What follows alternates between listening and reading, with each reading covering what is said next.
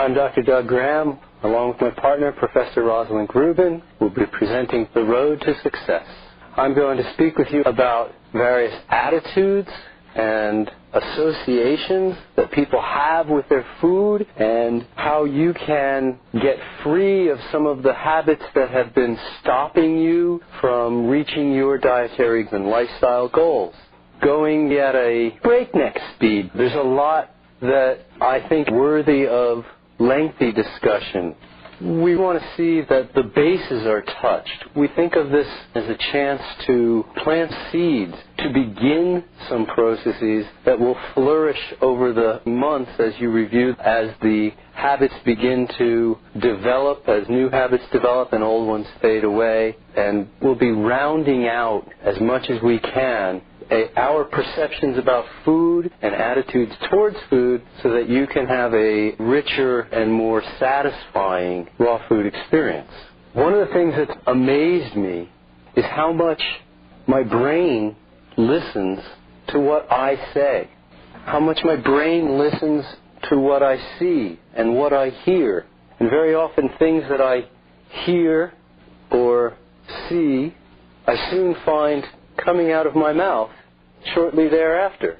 So when we talk about ourselves, there are ways that we can talk about ourselves that will take us towards where we're trying to go or away from where we're trying to go. When we say, that's impossible, well, it's impossible. The old expression, if you think you can, and if you think you can't, you're right. When I used to tell people that I'm the world's worst with names, it gave me an excuse to forget their name, and I really was the world's worst with names. When I started saying, I used to be the world's worst with names, I'm getting way better.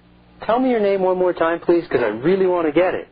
I noticed that I was actually getting better with names. And it was simply what I was telling myself, that I am going to pay attention, I am going to learn. I've had the experience of looking in the mirror and seeing someone look back at me. But it wasn't always who I thought I was looking back at me. Has anybody ever had that experience? The person who looks back isn't the person you're attempting to be necessarily, or the person you think you are. I know I have somehow deeply embedded in my brain a memory of myself as a 5 years old going to an ice skating rink.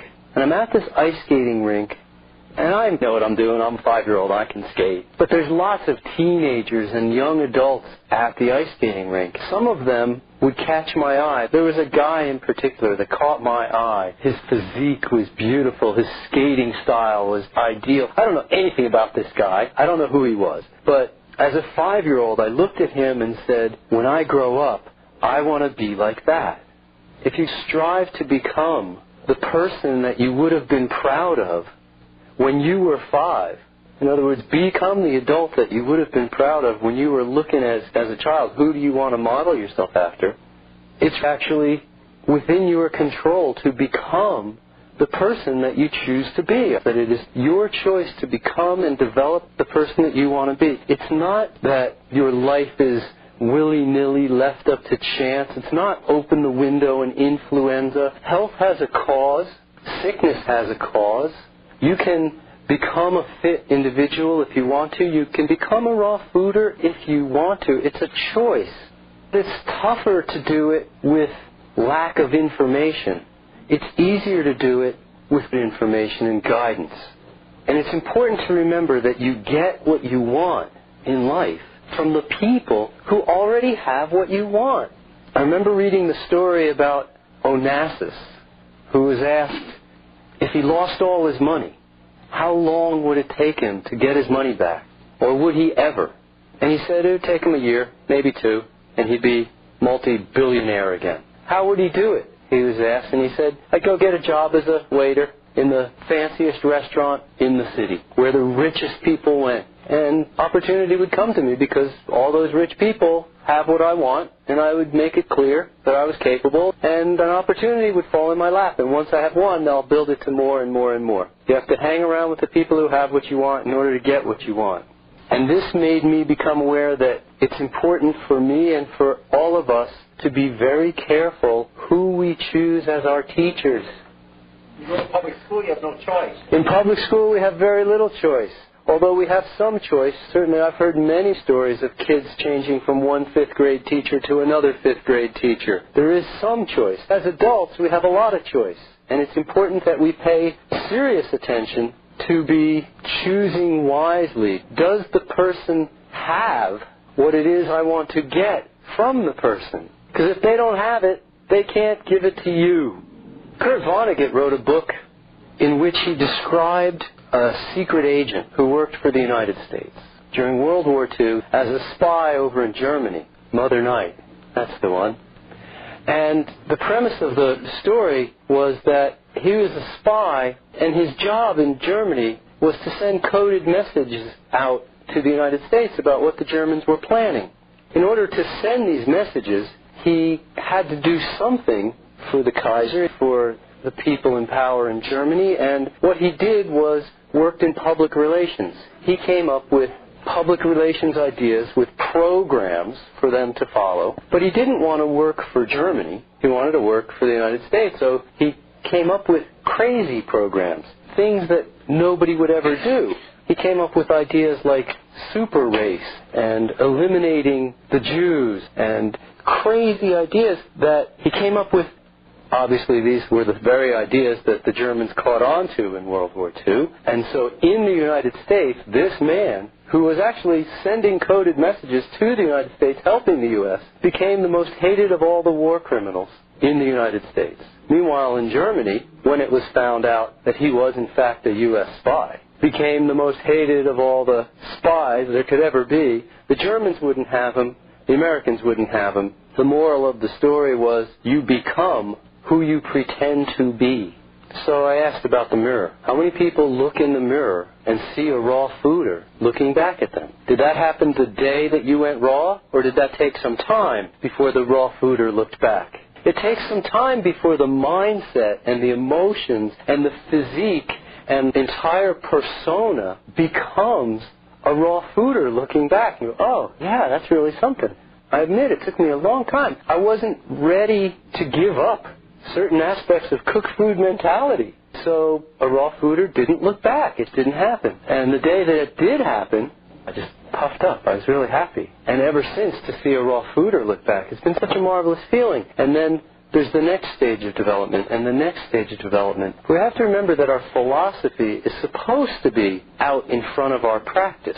Our physical practices don't tend to get out in front of our philosophy. It's usually the other way around. Philosophy leads. Then you have to catch up with your habits.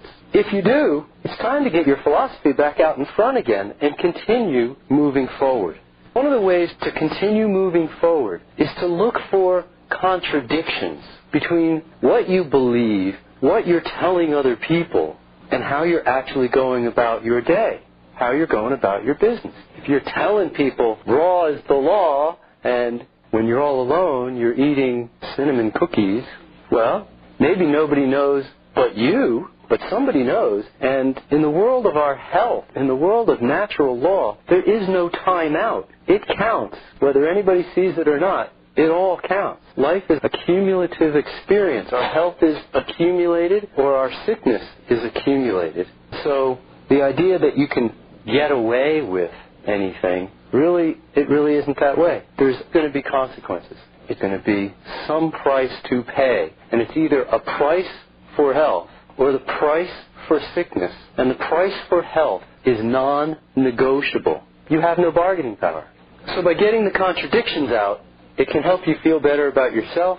It can help you mentally continue to push forward. And until those contradictions, you make yourself aware of them and start doing what it takes to get free of them. You live with them and realize that they're the millstone that's holding you back. Whatever they might be, whether they're little things or big things, each of us have the opportunity of personal development to raise past the contradictions between our beliefs and our actual action. One of my New Year's resolutions for many years was to eliminate self-destructive behavior. I wanted to start looking, what was I doing that was bringing me down in some way? Was it what I said? Was it how I acted? Was it what I thought? Was it what I left out? Was it what I didn't do? Was it what I was reading? Was it how I was spending my free time? Anything that I could look at as self-destructive. I wanted to get I spent plenty of time in my life doing self-destructive things. I have no desire for that anymore, and I really want to get to a point where virtually everything I do is self-constructive behavior. I want that part to predominate in every aspect of my life. And so always we want to look, do your actions support your philosophy? And if they do, then it's self-constructive, no contradictions all the way through. There's an old saying that prior planning prevents poor performance. I've certainly learned that again and again when I've tried to write my name on a piece of paper or an address on a piece of paper and realized that it didn't fit. Or when I've tried to write a message somewhere and realized I ran out of space. And I realized that prior planning does prevent poor performance. But a lot of times, prior planning didn't do the job. It actually had to be prior proper planning. A friend of mine, who perhaps is a little bit less socially correct than I tend to be, calls it 7 P's. Easy to remember, 7 P's. Prior proper planning prevents piss poor performance. When I was a kid, my mama used a cowbell to call me in from outside playing. I could hear the cowbell pretty much anywhere that I went to go play as a child. And come running was the rule once I heard that bell. It was definitely a training job. Hear the bell, you can come running, and you can come running now. And usually, I didn't want to come because I was out playing. And the one thing of everything that could possibly happen when I'm playing, the one thing that I didn't want to happen was an interruption. Now, at night after dinner, I go up to my room and do my schoolwork. And it was work. And it was amazing that I would have this schoolwork to do and have no problem coming up with interruptions. I carved my initials in my eraser. I would doodle. I came up with more ways to interrupt work than anybody could ever think of. I was a master at distracting myself and creating interruptions from work. It is true for us as adults that if it's play, we don't want to be interrupted, and if it's work, we'll create our own interruptions. And I couldn't figure out how to get any work done until I decided to perceive of it as play. Okay, I'm going to play with this. And I would invite you and encourage you to play with the changes that you would like to make in your life. Let it become a game. You can keep score if you want. Play with the way that you want to phrase things. Practice. Practice outside of the box even. It doesn't have to be the real thing. Practice talking to yourself in a mirror to say things the way you want to say. Practice talking to a child to practice the way you want to say things to adults later on in the day. They'll play with you. Oh, you want to play a game? Let's practice. Let's see if we can say 5 things in a row that are positive things. In fact, you can even practice playing with your perspective, with your perception. It allows you to get a better handle on what exactly you're doing. For instance, everyone's looking at me at the moment, which is fine. If you, for a moment, in your own imagination, pretend that you're looking at me through a telescope, so that instead of seeing all of me, all you can see is about this much of me, and it's huge right up in your eye, and it just comes right up to you, and it's really focusing in on one spot, because it's a telescope view. I appear to be incredibly close to you. In your mind's eye, you can see me up close.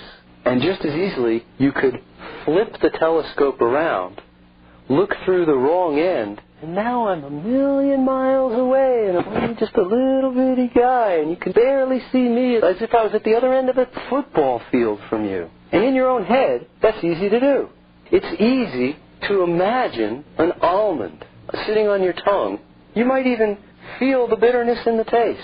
In fact, if you do, the sides of your mouth just watered, because it's the sides of your tongue that taste bitter, or the sour, actually, of the almond. And just as easily, you could imagine a sugar cube on your mouth, on the tip of your tongue, or some piece of fruit as sweet as a sugar cube melting on your mouth. And as soon as you imagine it, Your whole mouth waters. The roof of your mouth starts pouring water. And it's all in your head.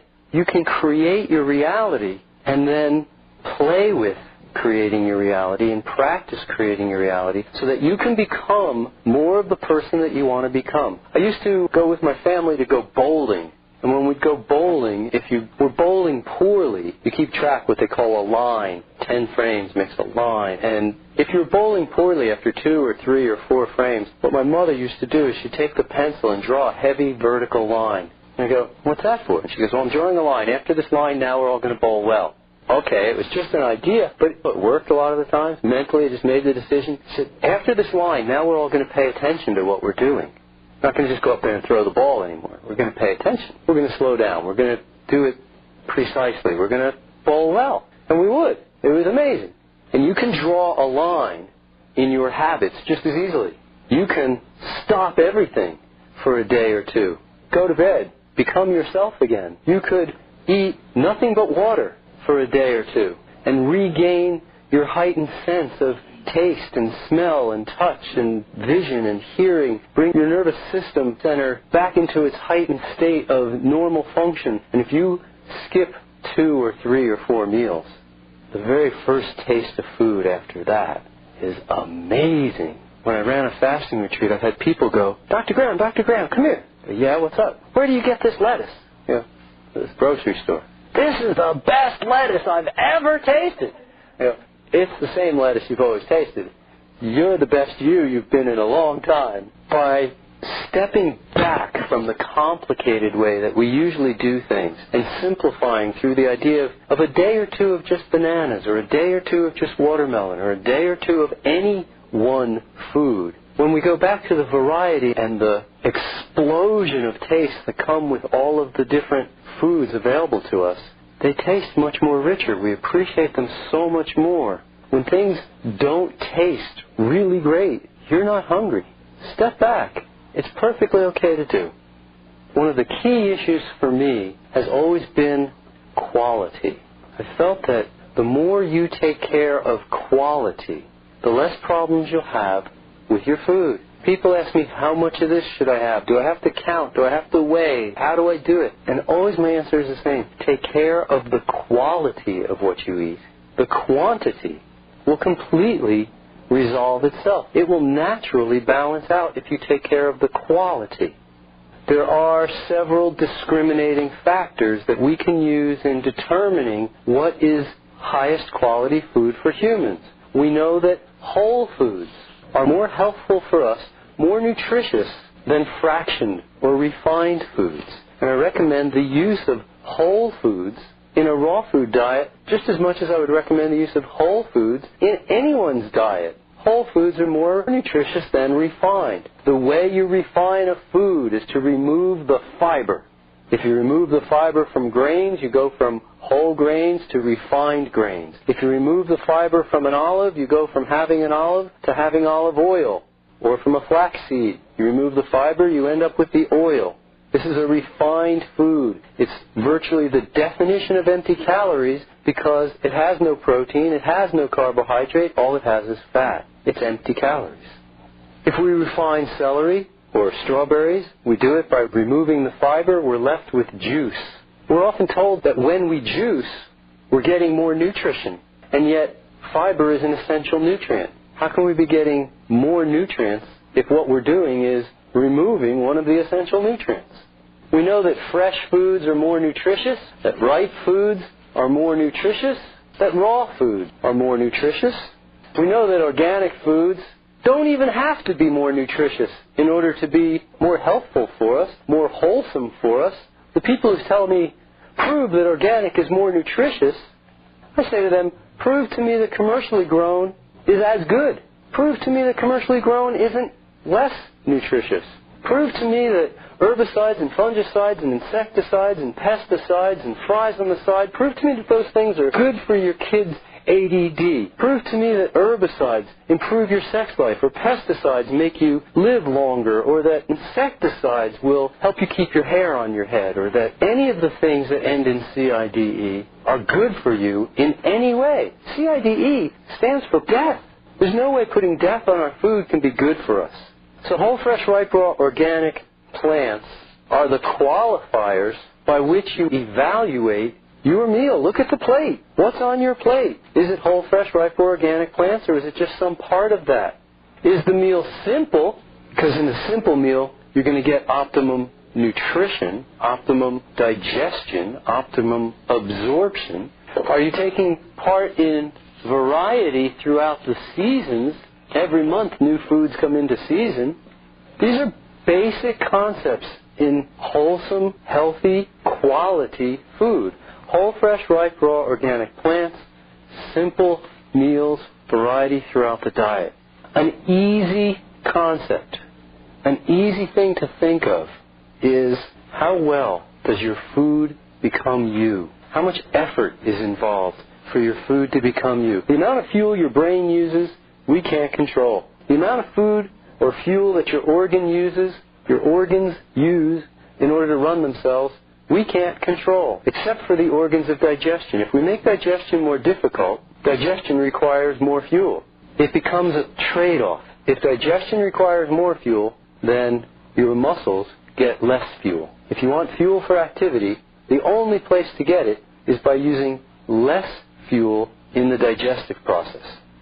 So how well your food becomes you, how easily it becomes you, is a simple concept to understanding how much effort are we putting into the digestive process. For instance, if you breathe in, the oxygen is in your bloodstream instantaneously.